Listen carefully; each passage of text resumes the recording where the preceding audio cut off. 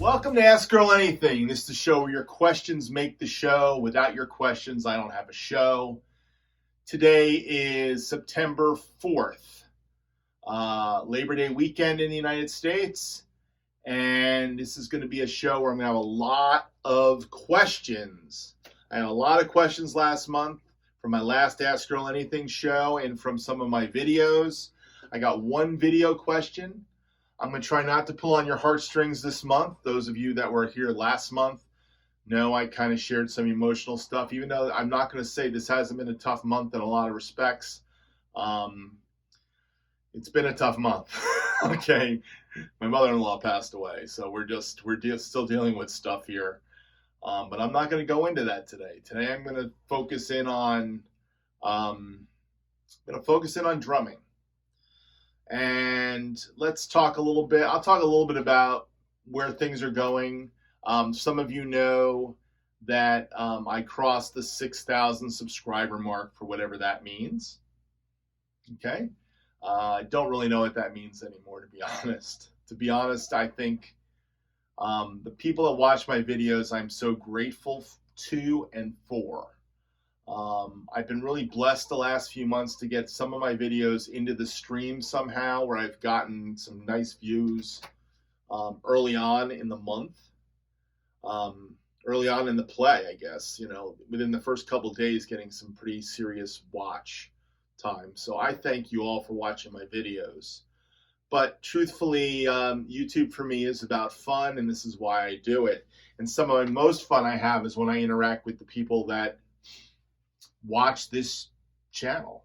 So these are all questions from people who watch the channel quite regularly. Some are maybe occasionally, but some are quite regularly. Now, my first one is going to be a video question. I'm going to get the video question out of the way first.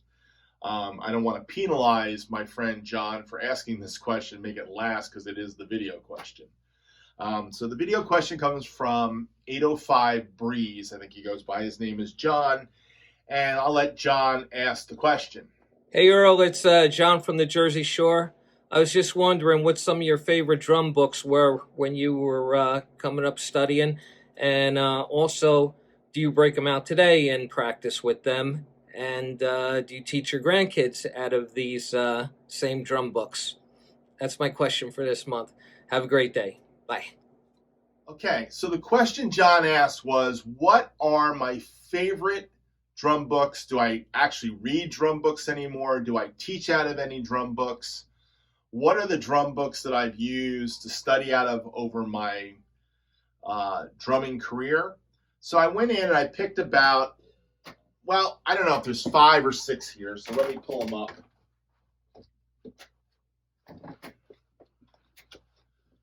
So let's first talk about basic books. If I talk about books I teach from, there's one book I teach from. I have one student right now. His name is Sean Woodley, and Sean does lessons through, it used to be through Zoom. Now we're doing it through Facebook Messenger. Actually, the drums come through better than on Zoom. But this book, Ultimate Realistic Rock, or Realistic, I use the original book, to be honest, is probably my Bible for teaching rock drumming. This book has everything that I think you need to get started playing rock drums. It's got shuffles as you get further in the book. It's got triplets. It's got the Bonham triplets. It's got your basic rock beats and beats that can be turned into funk beats later on if you want to be creative with things. And I use the book a lot of different ways. I still love going through the book sometimes and just reading some of the exercises, the 12-bar, 16-bar exercises. The newer version of the book has got some 7/8 timings. It's been updated by Carmine. It's got some double bass drumming if you're into that. It's got rock fills. It's got the gamut. I've gone through probably the whole book in one way or another, reading-wise. It's worth the read. It's worth the money, and it's a good book to teach from. So when it comes to rock drumming, this is the book I use. Now, my own personal books, one of them I couldn't find, believe it or not. I'm sure it's in this studio somewhere. It's a book called The Funk Drumming Workbook. It's by a guy named Chet Dobo. It's very old, very out of print. Mine is very beat up. Matter of fact, I lost the one page I wish I had because I heard number 15 of the etudes that he kind of wrote in the back was actually built off of squib cakes. It actually had the transcription for squib cakes. So I've been looking for that page. I can't find it. But with that being said, Funk Drumming Workbook is where I get a lot of those Garibaldi kind of things. I will give some credit to a friend of mine who someday may come on this channel, my friend Pat O'Donnell. Pat hit me to this book in college. He was in a band called Boulevard East, a funk band. Boulevard East ended up doing weddings and stuff too. I got to play with Boulevard East when Pat was on the road a couple times, so I was like kind of one of the sub drummers, and I really enjoyed playing with those guys. It was very funky. When you played with the whole band, it was huge. Like when you're playing with 7-8 pieces with all the horns and stuff. But I used to do some things with the guys outside of the horns. Like the wedding band gig. One was one of the trumpet players and a keyboard player and a bass player. And we used different girl singers. Even my wife sang with them occasionally. So we did some gigs that way. But I got sidetracked. But Pat's the one who turned me on to the Funk Drumming Workbook, Chet Dobo. If you can find a copy of that, that's a great book. This is another book I pull out occasionally. I really only look at the first 6-7 pages and I kind of play through them occasionally. This is called Advanced Techniques from the Modern Drummer, Jim Chapin. This is a Bible book. It's one of those books you need to have. I will say another Bible book that I don't have the book anymore, but I have the first couple pages of, that I still have copies of. I used to have the book. The book went away somewhere and somebody sent me a couple pages. The first couple pages is all I really ever played, which is Stick Control. The book Stick Control. And then the other book that's a kind of a Bible book is Syncopation. So I use Syncopation, Stick Control, Advanced Techniques from the Modern Drummer, and Realistic Rock. Those are my favorite books of all time. Now I have a bunch of other books. Matter of fact, Pat just sent me a book, a Morris Goldberg book, a snare drum etude book. I have a couple snare drum etude books, my favorite being the Bademsky book and the Anthony J. Cerrone book, Portrait and Rhythms, which I did in college. I pulled it out the other day. I cannot play this stuff, but now I need to learn it because my grandson needs to learn orchestral snare drumming, and I've got to go back and dig up some of those chops that I don't have anymore. One other honorable mention as far as things I love to do, I have some big band chart books. Two of my favorites are very old, from the 70s. Jim Chapin had something to do with, well, I don't know if Jim Chapin had anything to do with this, actually. There's another drummer named Tom Collier that was the guest drummer. Take One was from the Jersey City State College Jazz Ensemble before I ever got to Jersey City State. I have done a bunch of these songs as Music Minus One, MMO, jazz covers way back early in my channel, before anybody was watching them. So if you want to see me playing and reading some big band charts, the first year I was doing videos, I did a whole bunch of these and a bunch off of the Wipeout album. So 2017 and 18, those videos way back then, you would find smatterings of these. Now the cool thing is, you've got a chart to follow. Now this is more, the Chapin one, Wipeout, was more of like he wrote out what he wanted you to play. I still try to use the head arrangements more than anything else, the hits and stuff. The Take One was more written like a big band chart, which I really enjoyed. As you can see, this is one of the charts. This one's in 7/4. I did a cover of this one. I approached it differently than the guy did that played the record on it. Antithetical Artheus. Great one. Great one to think about how to play. But anyhow, these are some of them. I did another one called Blues for Ross. There's a couple more in here I've done, and then a couple I haven't done. But a lot of fun reading charts. So, I did Dancing Men too. This is an old Buddy Rich tune, dancing down, down, down, down. It's pretty cool. Kind of a rock thing. It's written out. It's a great chart. The cool thing about these, you got the charts as a map to help you read through. Now, there's a bunch of great chart books, by the way, and these are by far not the hardest. There are harder ones. I have a couple of those, but I haven't done any of those because I'm not very good reading big band charts. I'll just be honest. So, John, that's the first question. Thank you for it. All right, now we're going to jump into the second question. The second question comes from my friend Jay Metz. His name is Jeff. He loves my cymbals, and he loves looking at what cymbals I play. And he asked an interesting question. I did a cover of "Come and Get Your Love," Redbone, not too recently, and I had the 18-inch 2002, and I had the 16-inch 2002. And here was the question. I realized that sometimes the 16-inch 2002 thin can record like a splash. Some recordings it sounds great, but sometimes it comes through as a bigger splash to me. Have you ever noticed that? Well, to be honest, Jeff, and I'm going to be really honest with this one, smaller cymbals definitely sound different than bigger cymbals.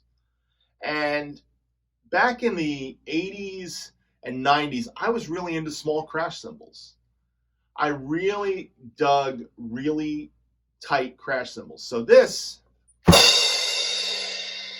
16 is kind of where I started. I always had it. My first crash cymbal was a 16-inch thin crash Zildjian. Then I bought a 15-inch medium thin crash Zildjian. It wasn't until the late 80s that I bought an 18 and a 17-inch Sabian. And the 18 was a crash ride, and the 17 was a thin crash.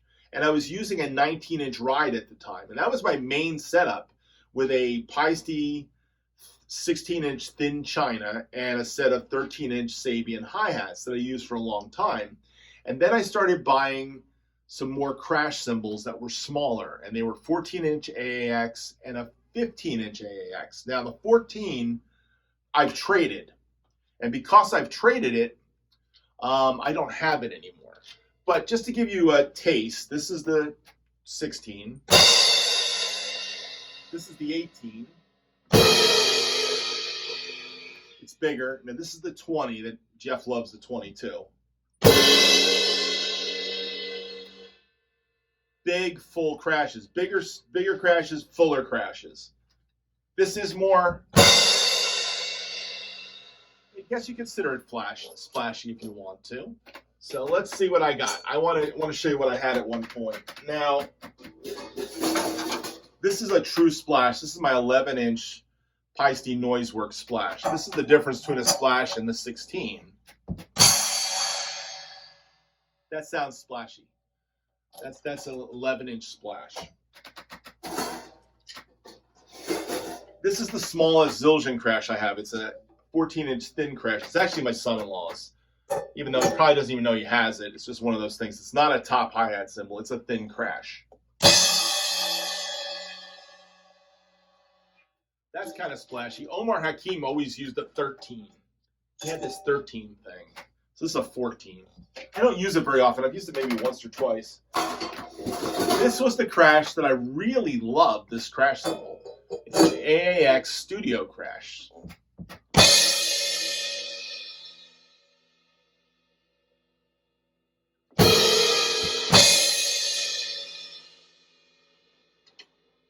Anyhow, I just think that smaller cymbals fill a certain space, but today's sound has become bigger cymbals. So I really dig the bigger cymbal vibe today, and that's kind of what I've been using for a while now. So I don't know if I consider it splashy. I just think it's a smaller crash sound, and it's a little bit faster. When you think smaller, I think faster too. And that's what that AAX 15-inch studio crash was. It was a fast crash. Psh, didn't get covered up. I used it a lot on my wife's album. I used that cymbal a lot in the 17-inch thin crash. 17 was the biggest crash I was using for a while there. I wasn't using any 18s. And then all of a sudden I jumped into 18s and 20s in the mid-2000 teens. So I've got the gamut of cymbal range now, so I can do anything. But I guess you could consider it splashy, but I don't think it's as splashy as a splash. So that's my opinion on that one. All right. This one comes from Gia Imperio Virtuoso. Excellent job, Earl. This was on more Frank Sinatra tune. I was doing, it was my 6,000 subscriber appreciation day. Extra song that day. Excellent job, my compliments. May you kindly tell me where you find backing tracks? Now that's a common question I get a lot. Where do I get my backing tracks from? I make all my backing tracks. Unless I'm doing one of those big band charts, and even when I have done some of those big band charts, I usually go through Extract Stems and Extract Stems 4, and I make my own backing tracks. So that's where most of my drumless tracks come from. Now, I will tell you I've used Moises. Moises was interesting. It was good for songs I couldn't find a wave file of, or I had to go searching it deep into YouTube, and I would pull the YouTube link into Moises and it would work. That doesn't work anymore. So Moises has become a little bit of a pain in the rear end, if you ask me, and I have it, but I don't really use it. So the other thing about Moises, free, was you basically had only 5 minutes of song time. So anything longer than 5 minutes really was a waste. And I did that a couple times. I got through the song, I played it, and then I hit the 5 minute mark, and all of a sudden the song just cut off. That's a hassle. So Moises is not my favorite. I use Extract Stems. I pay for Extract Stems. I guess you could pay for Moises around the same price. I just like Extract Stems better. So that's what I use. Extract Stems 4. I have some videos on that. So check out the videos on how to use Extract Stems. I bring 4 stems into Logic. I mute the drum track stem, and I just record over that. So that's what I use. Hope that helps. All right, my next question comes from AR Drummer, and I think there's a couple questions tied to this. So AR's got a question, and also my friend Greg has a question. So I'm going to put these 2 questions together because they're about the topic of RotoToms. So Greg one off, and he's got 2 questions. This is the first of 2. He asked the question, why don't more drummers play kits made up of only RotoToms instead of traditional acoustic toms? Is there such thing as a roto snare or a roto kick drum? And Adam said, here's a question. Do you have any experience with RotoTom projectors, sound reflector shells? I had never seen them until recently. I guess Remo offered them back in the day. So the question is about RotoToms. Let's talk about RotoToms. First off, why don't guys use RotoToms as kits? There are a couple guys that do it. I've got 3 RotoToms. I got 10, 12, 14. I've done a couple covers with those as my kit, with a kick drum and a snare drum. Of course, there have been guys that have used RotoToms. Dana Carey. It's Danny Carey. I always get those 2 names messed up. I always mess that up every time I say it. Danny Carey of, wow. He's in the devil worshiping band. So I don't know what to tell you. I always forget the name of the band too. He's got a big pentagram behind him. Anyhow, whatever you're into, dude. He uses RotoToms. Danny Carey uses RotoToms. He plays Piety cymbals as well. Of course, there's been guys like Terry Bozzio that have used RotoToms. A lot of guys use RotoToms. A lot of guys have had RotoToms. How many guys are still using a RotoTom kit today? Not many. I mean, Alex Van Halen had that famous RotoTom kit he used for Jump, the video Jump on MTV. But why? I think they don't have any projection. That's the problem. You got to put mics on them. But everybody mics everything. So they sound pretty cool in the studio. You can tune them. Now, are there kick drums and snare drums? I've seen guys adapt an 18-inch RotoTom into a kick drum. Pretty cool looking kit. I've never done that. Don't have an 18-inch RotoTom to use that way, so I don't use it. Another thing is the snare drums. Now, I have seen roto snare drums. Pearl made some shells. They call them Vari-Pitch shells, and that was RotoToms in a phenolic shell. Phenolic is those, I guess it's made of like wood resin. And Pearl made this wood resin reflector shell, and they were concert toms. And they had like a 10, 12, 14, 16. and it was in the 1980 catalog, and they called them Very Pitch. So you could basically tune them down and mess with them. The only guy, I'm not even sure Keltner used them. He may have used them, I think. Keltner also used the extender toms with the Pearl. He used a Pearl endorser for about a minute, and then Keltner went to DW. But I think he might have had a set of those Pearl toms too. Might be wrong on that one. But they had a RotoTom on a shell.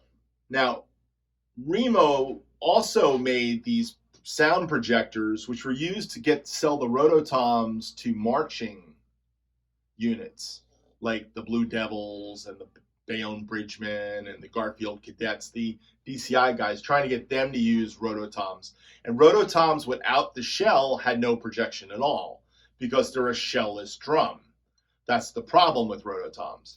So I think the sound projectors were mostly to get schools and drum corps type drum lines to actually use RotoToms. It didn't really work very well, and I don't think a lot of them used them for very long. That was also where you saw the Tim Toms with the projectors that Ludwig made, you put on the bottom. That's where Slingerland made that crazy cutaway drum, which kind of was like a projector concert tom. Neither of those were very appealing to me. I thought they were kind of gimmicky, and they didn't last very long. So that's all I can tell you. The only snare drum that in production that I know that was a RotoTom, other than the Very Pitch snare drum that came with the Pearl kit, was a company called Fritchie. And the Fritchie snare drum was a shell. I believe it was an aluminum shell.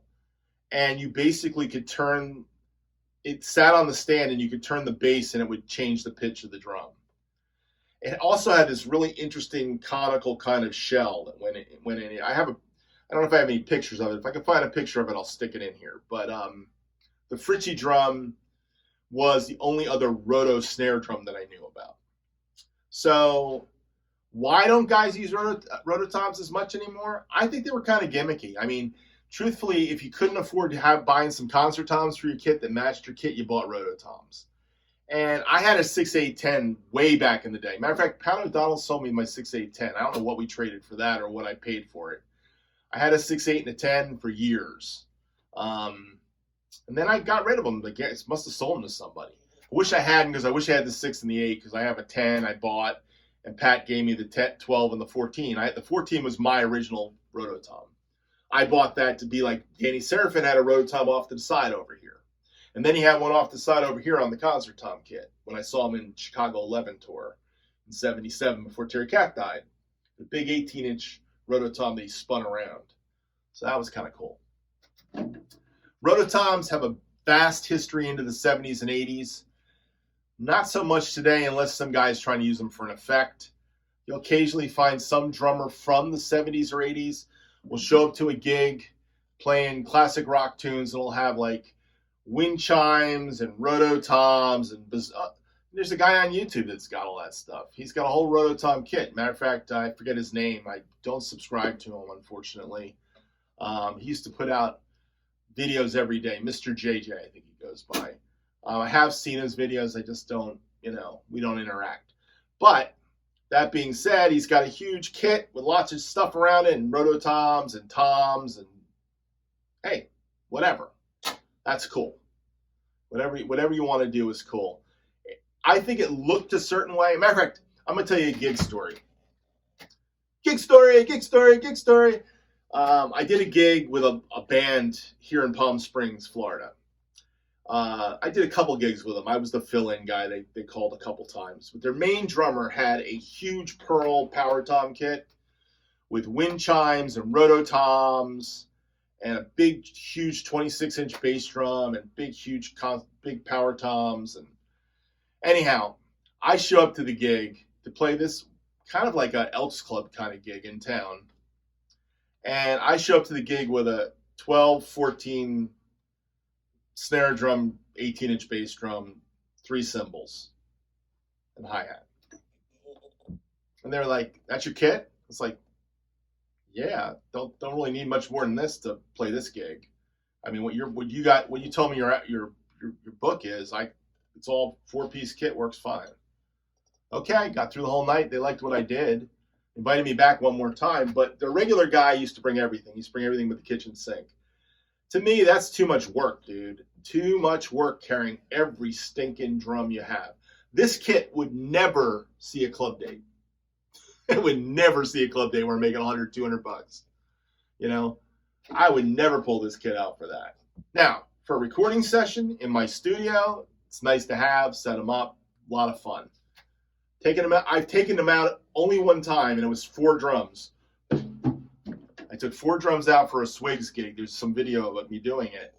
And the reason I did that was I was playing on plywood. And the drums moved all over the place. I put the rack up. Had the rack anchoring the bass drum, and nothing moved. And it was an outdoor gig, and it was going to rain that day. So fiberglass rain isn't going to hurt fiberglass. Rain is going to hurt my wood Gretsch kits. Not worth it. So that's why I did it. Anyhow, that's a little side story for you that like the side stories. Okay, here comes another question. This comes from Midwest Miniature Guy. He said, I see you're using a bottom hi-hat cymbal as a top. Did you just flip them, or is it just, or what are you using as a bottom hi-hat cymbal? I get this question all the time. This is my new favorite hi-hat setup, by the way. I've been using this for about a year and a half now. This is a 505 medium bottom cymbal. It weighs 990 grams. Okay? I have the 14 that goes on top. It's a medium top. It's about 740 grams. These sound beautiful together as 505 cymbals. The top cymbal, though, is kind of keyholed. I bought this bottom cymbal for 110 bucks, I think it was. And let's switch you over here. Bought it for 110 bucks. It's a Peisty 2000 regular sound edge hi-hat, 14-inch. These came after the 505s. I think these might have been the 505s, so they kind of match a lot. There is a little bit of hammering to it. This weighs about 1,112 grams. That's what this weighs. This cymbal, I've paired it up with other cymbals, like the top medium hi-hat didn't really sound that good with it. I bought a sound edge sound reflector for 100 bucks to make a pair of cymbals, and I don't like the way it sounds as much as I like this one. So this has become my favorite hi-hat setup that I use. Now that could change someday if I ever get a set of 2002 sound edge hi-hats. I really like the sound edge. I like the sound of them. They got a nice chick, they bite. But my medium 505s work on some things. My giant beat 15s work on things. I've got a set of root hi-hats. I got a set of 13-inch Peisty Dimension light heavy hi-hats. All that to say is I've got Caropes, I've got new beats, I've got a 13-inch set of Sabian AAs, regular hats with a flat bottom cymbal I throw in once in a while, which really sounds totally different. So I've got a bunch of hi-hats to use. Hi-hats are not my problem, but that's the combination right there. So I hope that answers your question, my friend. All right, next question comes from Pav, P-A-V. Pav said, what's your experience playing a 20-inch kick compared to a 22 or 24? I've always wanted to play a 20, but most of the drum companies either use 22s or 18 kick drums. Now, today's kick is a 22 Gretsch with Ludwig hardware on it. That's a whole nother story. With the front head, big circle in the front and a pillow in it. I love this bass drum sound. It sounds great with the RotoToms. It sounds great with double-headed. It sounds big and huge. My experience with 20-inch bass drums started with my Gretsch kit, my walnut Gretsch kit, which I bought over 40 years ago. I guess it's 43 years old now. And I wanted a 20 because Danny Serafin had played a 20. I had a 22-inch Vistalite kit, blue Vistalite. And I like the 22. It's great. It's just a little bit more to lug around. I became a gigging drummer. I found the 20 worked great for those kind of things. Now, a 14 by 20 is what I have. Today I take out on gigs a 14 by 18. So I like the 18-inch bass drum. It's even lighter than the 20. All my bass drums are Gretsch, and they all sound huge no matter what size you use. The 18 sounds like the 20 sounds like a 22. I've never had a problem getting a fat sound out of my 20. I don't know about other drum companies, but I do know, like, the first time I put mics on it, I was in a PA system. It was Creation Fest 1990, where I was really mic'd up and I could hear myself in the monitors. They had me dialed in so much, it was booming through. I've never had a problem with that 20-inch kick drum. So as far as response goes, I think they're faster than a 24. I've played 24s. I had a 24 at one point in my life. I had a 14 by 24 Ludwig Marine Pearl bass drum, went with some concert toms and some double-headed toms I had, old kit I had from a friend of mine from a church I got it. I think 24s and 26s are not as fast responsive, so your foot needs to work harder. I think the 20, it's right there. It's kind of present. 22s, you're getting up there in size, so it's a little less, but it's the most common bass drum size. And the 18s are fast. They're really fast, and they can be very high-pitched if you tune them high. I like to tune mine down low. I like all my drums down low. I'm kind of more of a Steve Gadd tuning guy than a high-pitched tuning guy, like a jazz tuning. So that's just me. But I've had good experience with my 20 for a long time, and I would not trade it. Matter of fact, if I was going to buy a new kit, I probably would buy it with a 20 over any 22. Matter of fact, the deeper the 22, the less I like it. If it's a 14 by 22, I like it better. I like shallow size toms, except for I always wanted a deep tom kit just to have one during the 80s. I never got one. So if I ever find a deep tom kit, maybe someday I'll buy it, but it would have to have a 10 by 10. That's my first starting point drum. 10 by 10, 12 by 12, 14 by 14. I think those are cool sizes. But I never owned a kit like that. I may have played one once or twice, but anyhow, they're not that common anymore, unless you find one on Craigslist, I guess. So, all right, that's Pav's question. Let's see, did I get to everything? Let me see, I'm going back, AR. All right, here we go. The next question. Alan Ford. He asked a question on my song Beginnings. He said, how are you liking the pinstripes in comparison to other heads? You know what the funny thing is? He asked that question about the pinstripes, and I was playing on my Gretsch kit with my new set of heads on the Gretsch kit, which are the UV1 Evans heads. But the pinstripes are on the concert tom kit, and I think they sound great on the concert tom kit. I always thought a concert tom kit with pins would work. I have been totally surprised that I would have been totally surprised if they didn't work. They work fine on this kit. They are getting beat up as I play this kit a lot on a lot of videos. I really enjoy playing this kit. I've used clear ambassadors. They've got more of the high pitch thing, and the other thing about the clear ambassadors, they don't last as long. And you gotta mute them. Matter of fact, concert toms have to be muted. That's another aspect of concert toms.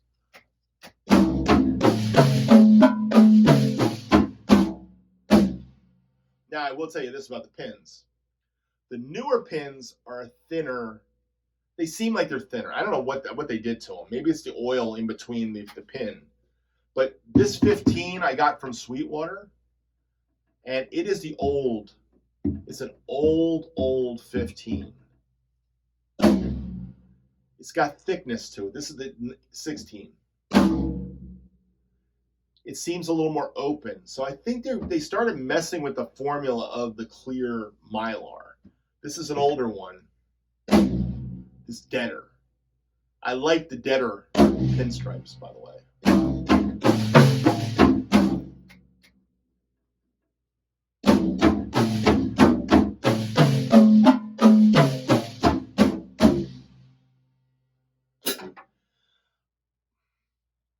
Drumheads are drumheads, man.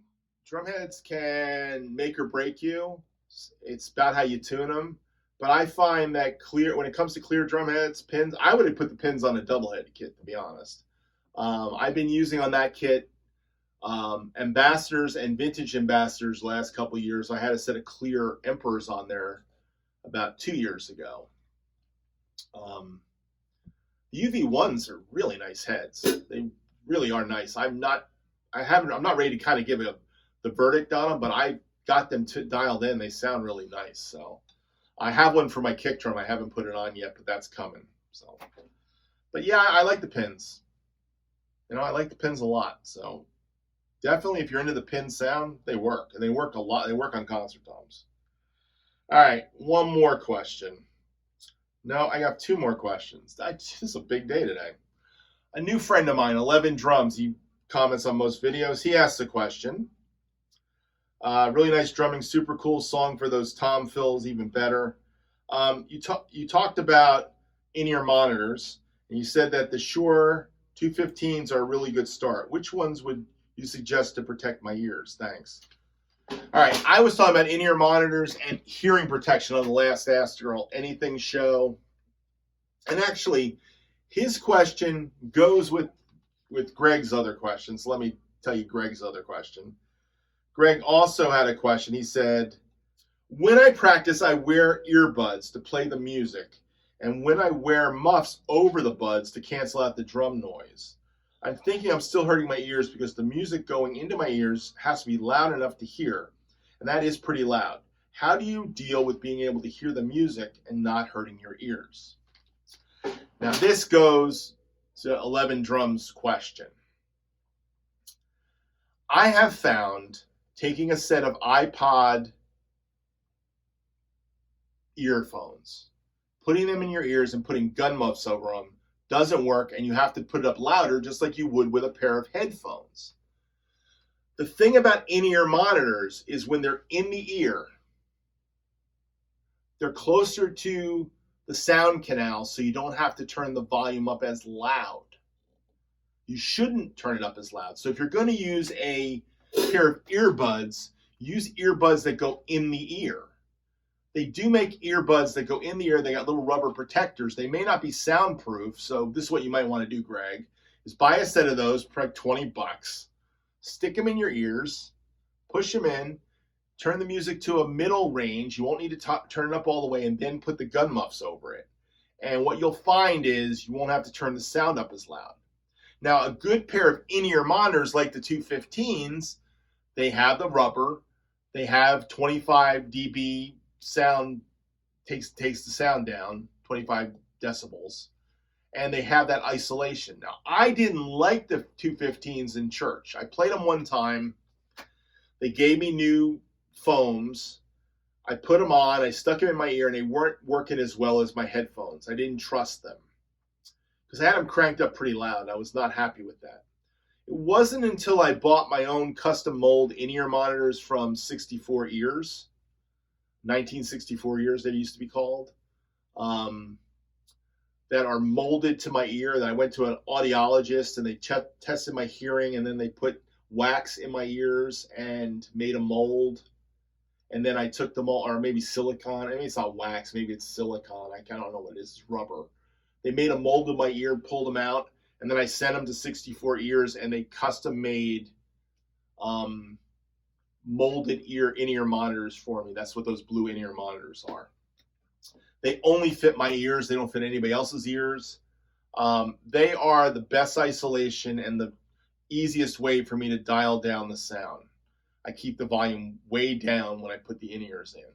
So I find with headphones, I crank the volume all the way up. That's the problem.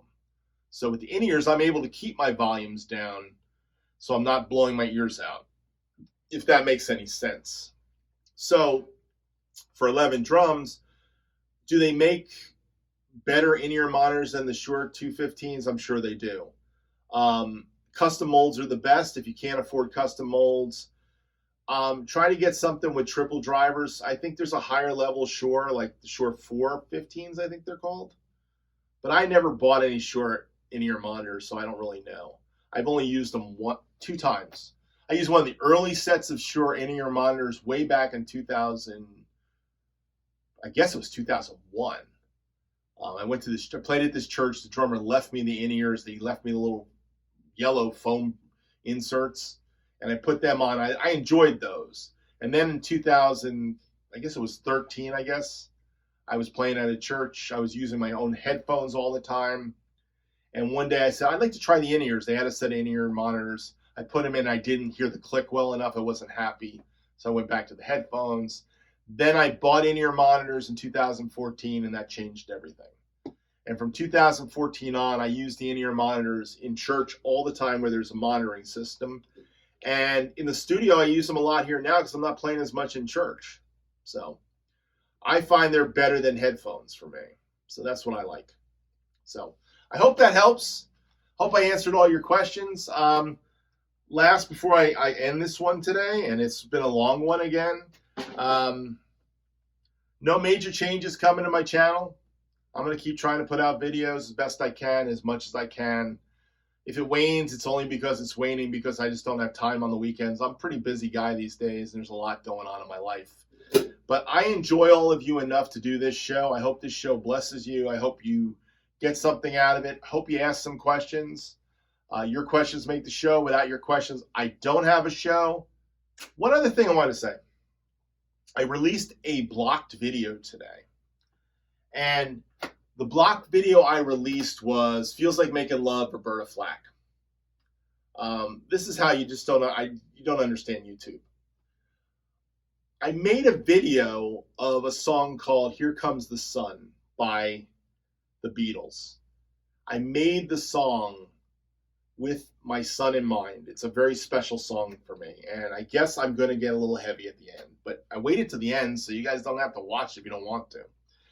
But I made the video and it got blocked. It was like, I've been blocked for videos on YouTube before, but this was like a slap, like, this video is blocked. You cannot watch this on YouTube kind of thing. And like, a big message came up, I was like, Meh. But I still had it in private mode, so I can watch it in private mode if I want to. And it's still there on my YouTube block video folder. It's in there. But I was so ticked because I made the video and I had such fun learning the part, because it's a very different part, Here Comes the Sun, than I would have played. Ringo played he played snare on all the parts where that's the da da da da da da da da da da da da da da da goes back into the head, right? So he plays it all on the snare. Da da da da da da da da da da da da da and boom da da da da do do do da da little darling goes back in the song. Hey, I had such fun learning Ringo's part, but the song is special to me because I made a playlist for my son when he passed away for the viewing. We had a night one viewing where people came. It really wasn't much of a viewing, but that's a whole nother story. Not going to get into. And I put it on my Spotify, and the only song in the playlist that was saved to my phone was Here Comes the Sun by the Beatles, which was part of my favorite soft rock playlist I have. Or Earl's favorites. I don't know what the heck that's called. Anyhow, it was saved to my phone. Everything else I put on there was like Pat Metheny. It was all acoustic guitar playing. My son was a great acoustic guitar player. Anyhow, we got into the viewing and people started coming, and my wife and I are down by where the urn was, and I couldn't move. I was stuck up there. There was people, all kinds of people coming through all night, right to the last hour, maybe the last 15 minutes. And the only song I kept hearing was Here Comes the Sun. And that was because Here Comes the Sun was the only song that was not on the internet that Spotify would play. And I even tried to get on the internet to try to get the rest of the playlist at one point when I got a break from the front, and I couldn't move it. I just gave up. So that song just looped. Here Comes the Sun, Here Comes the Sun. So it's a very special song to me. I added my son into the video because I had some acoustic guitar videos, him playing acoustic guitar. He's not playing that song, but it kind of looked cool having him with me. He has this hat on. we're both playing together with the hats on, and I had a lot of fun. Anyhow, if you want to see that video, it's on Instagram right now. It hasn't been blocked yet. So I don't know how long it's going to be on Instagram, but it may not even be there by the time you get there. But I threw it up on Instagram as a reel. Now, interesting thing about reels, I hate these reel things. They always go to reels now when I put up a video. And reels, they have licensed music, so this could be one of the licensed songs. Maybe that's why I'm not getting popped on Instagram. Anyhow, if you follow me on Instagram and you want to watch the 2.5-minute video, I have it in its entirety on Instagram. Here Comes the Sun for my son. I'm glad it got to be played somewhere. Someday it'll come to YouTube if it gets unblocked and the Beatles don't care anymore. George Harrison's publishing company doesn't care. I don't know who owns it these days. But that's the story. So bottom line is, don't throw away your videos that get blocked. Just put them in a folder, and one day you can maybe release them like Roberta Flack. So, but that's it for me. Ask Earl anything. Your questions make the show. Without your questions, we don't have a show. Thank you for watching. God bless you all. Talk to you next time.